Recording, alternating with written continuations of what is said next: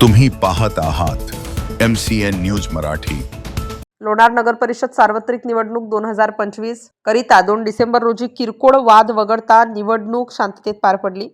या निवडणुकीत एकूण 19,782 मतदारांपैकी 14,200 मतदारांनी मतदानाचा हक्क बजावला असून मतदानाची एकूण टक्केवारी 72.26% इतकी झाल्याची माहिती प्राप्त झाली आहे।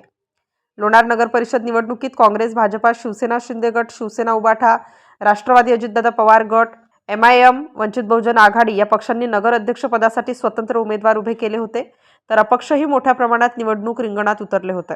एवढेच नव्हे तर नगरसेवक पदासाठी सुद्धा राजकीय पक्षांनी स्वतंत्र उमेदवार उभे केले असून तिकीट न मिळाल्यामुळे बंडखोरी करत अनेक कार्यकर्त्यांनी अपक्ष उमेदवारी दाखल केल्याने निवडणूक रिंगणातील दिग्गजांसोबतच राजकीय मंडळींची सुद्धा प्रतिष्ठा पणाला लागली आहे। नगरपालिका निवडणुकीमध्ये महायुतीतील मित्र पक्षांना बाजूला ठेवून भाजपने पहिल्यांदाच लोणार शहरात नगरपरिषद निवडणूक स्वतंत्र लढण्याचा निर्णय घेऊन स्वबळ आजमावले आहे।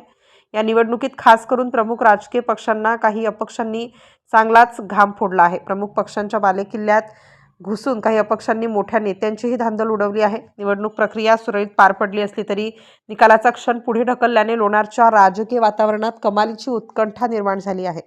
MCN न्यूज मराठीकरिता भूषण शेटे, लोणार।